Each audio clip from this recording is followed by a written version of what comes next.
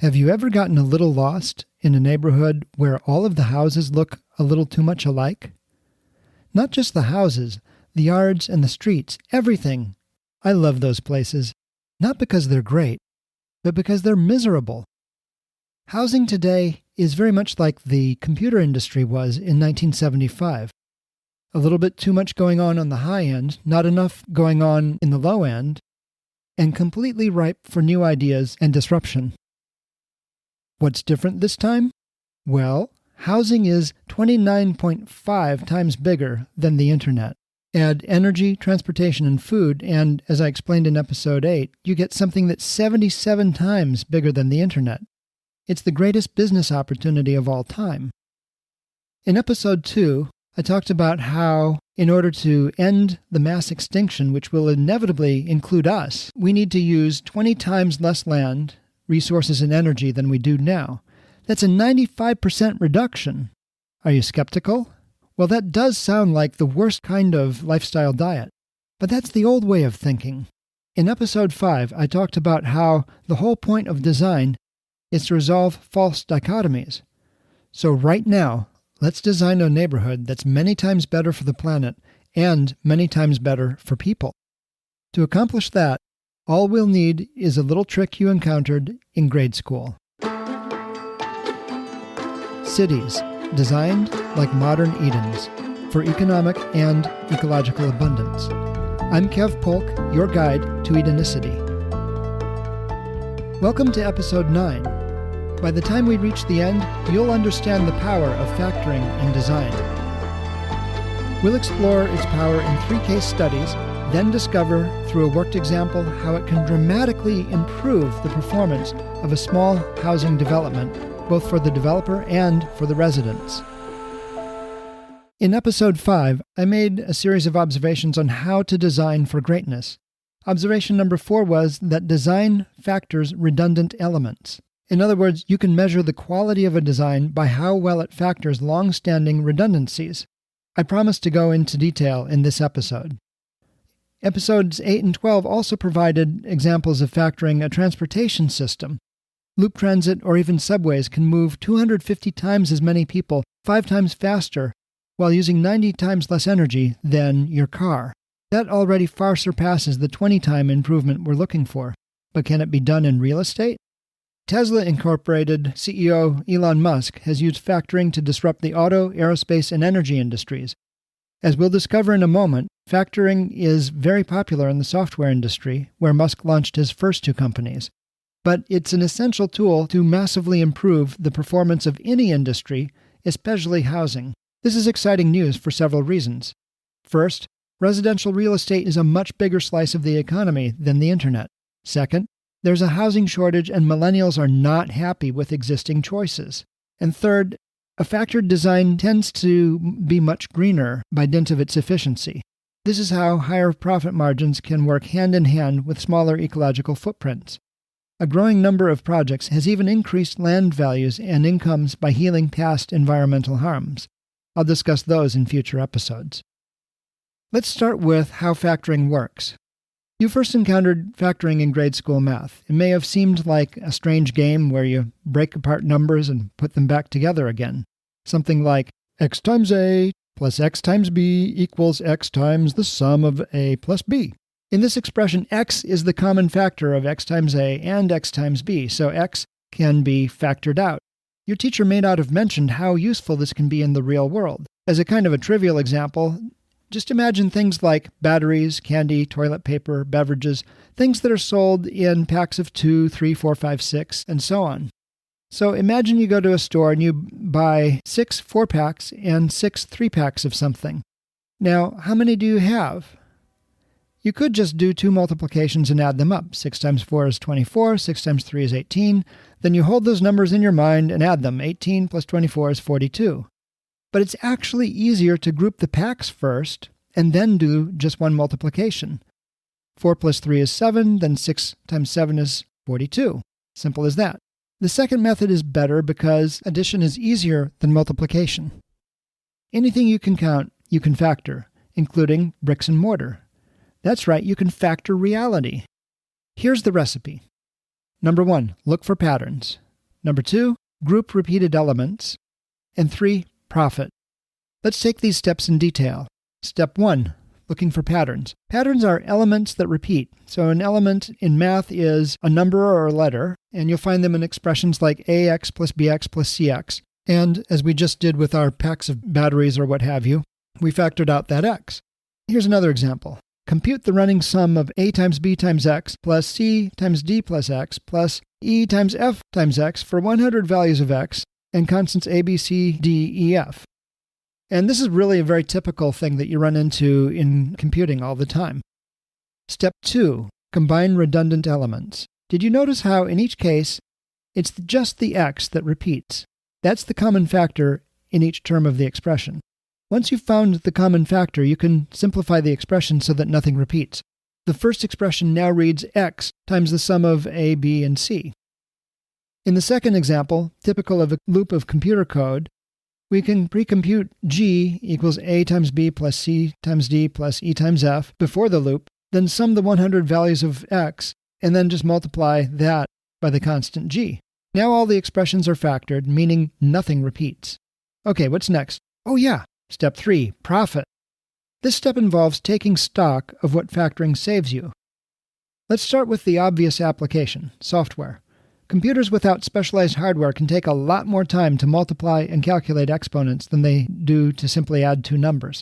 So in the examples we just explored, software running the factored expressions above would save 2 multiplications in the first example, making it about 3 times faster, and 597 multiplications in the second example, making it about 200 times faster. All of which brings us to the first of our case studies. Long ago, I wrote an astronomy application for the Palm Pilot, that distant ancestor of the modern smartphone. My app, called TwoSky, animated the sky in real time using 3 loops, one to retrieve star positions from a database, another that figured out where the Earth, Moon, and planets and comets and asteroids were in their orbits, and a third loop that figured out what you could see from where you stood on the Earth. When I took off-the-shelf equations and factored them in each loop, its performance gains multiplied together with the other loops to give me this massive speed-up, like 5 times 8 times 200, which is equal to 8,000 times faster. Now, of course, I also used much subtler forms of factoring, for example, by pre-sorting my databases by position and brightness, and many other techniques that are much too detailed to get into here. My factored design made the difference between award-winning software with thousands of ecstatic customers and something that would have been far too slow and clunky to sell at all.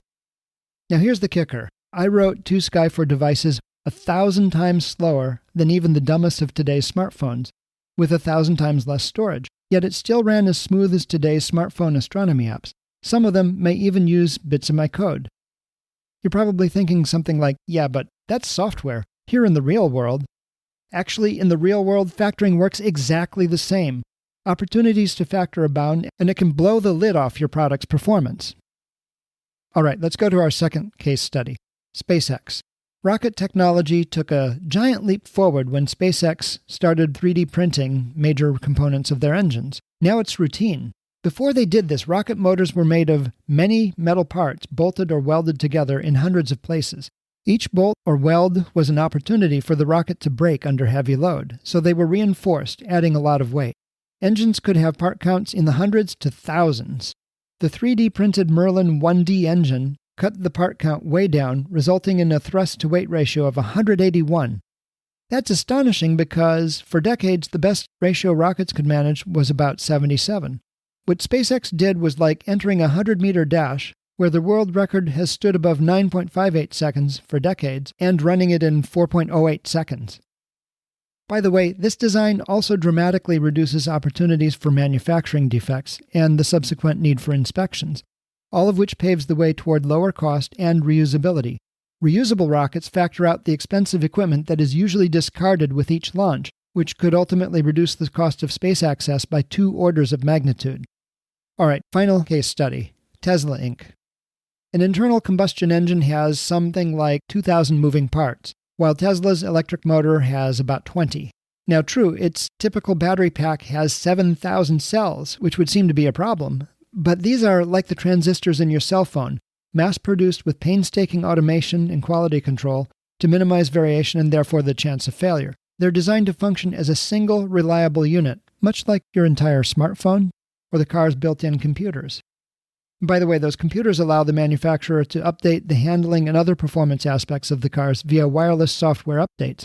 Notice that these wireless updates factor out the millions of parts and service hours that would otherwise be involved in a physical recall or an upgrade. By having 100 times fewer moving parts and doing remote software updates, Tesla can affordably design, test, redesign, and build cars that are much safer, faster, more reliable, and more efficient than anything that came before. Now, notice how, in product design, the numerical advantage of factoring improves quality in many areas at once. Also notice how a Tesla doesn't look too different from cars already on the road. Factoring can give a product incredible advantages without having to look weird. From the business end, this can actually be a problem. Without additional attention to decoration, heavily factored designs can look so normal that their humble appearance can mask their revolutionary performance. Ready for our big payoff? Let's factor some real estate. Think of that neighborhood I mentioned at the start of the program. I actually drew it in this episode's cover. Let's run it through that 3-step factoring process. Step 1. Which elements repeat? Elements in this case mean physical structures. Notice that the cover design for this episode has 15 houses, each with its own exterior roof and walls, 4 streets, 26 feet wide, 20 cars and parking for them, 15 small swimming pools, and assorted trees and plantings, including perhaps a few small vegetable gardens. All right, step 2. Combine the redundant elements. Here's what I came up with for a factored design.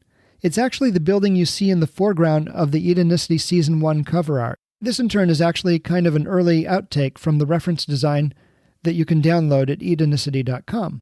Anyway, let's do the addition. 1 apartment building with 30 apartments, a gym, and a cafe. 1 bike path. 1 big pool. 1 large wooded park planted with edibles such as fruit trees. 1 large rooftop greenhouse to grow fresh produce year-round for the cafe. The rooftop greenhouse improves the building's climate control and factors the many small neighborhood food gardens, opening up new opportunities for the cafe. Let's talk about that ground floor cafe. Mixing residential commercial space like this is something you'll see in new urbanism, which designs neighborhoods to meet most of your needs within walking distance. Now, wonderful though new urbanism is, it still bends over backward to accommodate the car and the detached home. That means dedicating amounts of space to parking and roadways that seem absurd next to a factored design. With efficient bike access, it's possible to fill the transportation gaps economically with mass transit and car shares off-site, but nearby. That's the exact formula that a developer called Cul-de-sac in Tempe, Arizona is following. This would give people access to the transportation they need when they need it. Now, of course, a bike path would need to admit larger vehicles at prearranged times for maintenance and moving people in and out. These should be designed to work with the loop transit infrastructure. Notice also that I didn't factor out the trees. I actually increased their number on a smaller footprint. But in this case, I would still follow a factoring strategy of reducing repetition. This is a sharp departure from many suburbs, which landscape every yard with the same obnoxious, fast-growing trees. A few decades later, silver maples, for example, start dropping huge branches on driveways and roofs. This illustrates a design corollary to my 4th observation about factoring. If you must repeat, don't repeat your mistakes. Instead of silver maples, I would plant as diverse a forest as possible with plentiful native species. I would select some of these to fix nitrogen and provide leaf mulch to the fruit trees planted among them. And I would locate them in places where that mulch isn't a problem and you don't need to rake. Okay, let's move on to the final step. Count your money. Let's tally the overall value created for the builder and the residents. Let's start with the amenities. First, the obvious. The factored property has a resort-quality swimming pool big enough to swim laps, not just splash around. It has an on-site gym much better equipped than most garage gyms. It has a ground floor cafe where you can hang out with your neighbors and get meals without having to shop and cook. It has a wooded park, large enough for lots of people to play, exercise, and relax. The plantings of edible fruits, berries, and greens encourage people to get outside and explore through the spring, summer, and fall. The rooftop greenhouse supplies the cafe with fresh-picked produce throughout the year. Bigger windows with better views also brighten the interiors, and there's much less noise and pollution from cars and parking. There's no annoying car alarms, no revving engines, no exhaust fumes. Let's look at the economics. Well, first of all, there's 5 times less land to buy per resident. Construction costs are 30% less because the apartments share various combinations of walls, roofs, and floors. Going multi-story does require stronger materials, and fire safety devices such as sprinklers add some costs. But these are offset by the much shorter utility runs. Insulation costs 90% less because of the lower surface area per resident. Heating and cooling is 300% more efficient due to the lower surface area to volume ratio. Combining these factors with the moderating effect of the rooftop greenhouse can easily cut the construction and energy costs of climate control by more than 90%. That gives us a lot of extra budget to invest in high-efficiency heating and cooling, such as heat pumps and geothermal. The roads in this development cost 19 times less because there's 4 times fewer streets, twice as many people, and the 3-meter-wide bike lane can provide twice the level of service as an 8-meter-wide street, plus sidewalks. There's other savings as well, having to do with the lighter road base needed to support foot versus automotive traffic, and I would invest some of these savings in a roof over the bike paths to make commuting safe and comfortable year-round. These would also, in turn, reduce the weathering of the road. Transportation by bike costs 20 times less for residents than owning a car. Plus, with a bike, you can get your license at age 6. Less hard surface means much less concrete to pour for the storm drains. The gym and greenhouse-to-table cafe are potential profit centers, providing the community with income and on-site jobs. The wooded park satisfies a deep daily need for wilderness that is proven to boost people's mood and property values. The higher density makes nearby bus, trolley, or other transit systems economically viable. Of course, I prefer loop transit, as I mentioned in Episode 8. The total cost to build, own, or rent will vary by region, depending on the prices of land and materials. Builders could save 50% or more on overall construction costs, and residents could save so much on transportation, tax, insurance, and utilities that their total monthly expenses could fall by 50%, even if they pay a lot more per square foot to be closer to an urban center. Bottom line, factoring our design allows builders to substantially increase their profit margins and residents to substantially cut their costs. This development is also safer and healthier. Children don't have to cross busy streets to visit neighbors in the building. Far more opportunities exist for face-to-face interaction, so no one remains a stranger for long. Good design, such as clustering small groups of apartments around lounges, libraries, or other common areas, would maximize this opportunity to build social capital. The green space can be landscaped to buffer floods and droughts, and planted with fire-resistant species. This is easier to implement and manage on a single property than to enforce over time among many separate houses and owners. There's far less air and water pollution from cars and power plants. And as we saw in Episode 4 and 6, this has really huge implications for our health and for our wealth. Bike commuting provides great health benefits. Because it's more compact, we can build the factored property closer to urban centers, shrinking the commute times. This can drastically increase how much family time the residents enjoy. Now pay close attention to that last item. Most Americans think of suburbs as safer and healthier than apartments, especially for children. But in his book Happy City, Charles Montgomery has chronicled the exact opposite. Bedroom communities with long commutes can become places with no family time at all. Predictably, children end up neglected and alienated, a perfect recipe for gangs, drugs, and teen pregnancy. Factoring can reduce stress.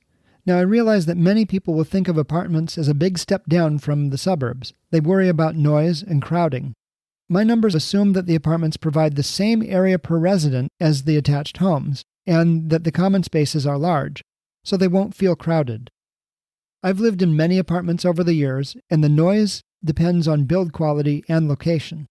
Building with no immediate provision for cars eliminates most of the street noise, so let's assume good acoustic design and follow a suburbanite's move to a property that uses a heavily factored design. He may grumble about it at first, but a year later, he has a jolting visit with his doctor. She says, "What happened to you?" What do you mean?" "Okay, here's your chart. Since last year, you lost 15 pounds, and your blood work and vital signs look a lot better. What changed?" "Oh, just a few things.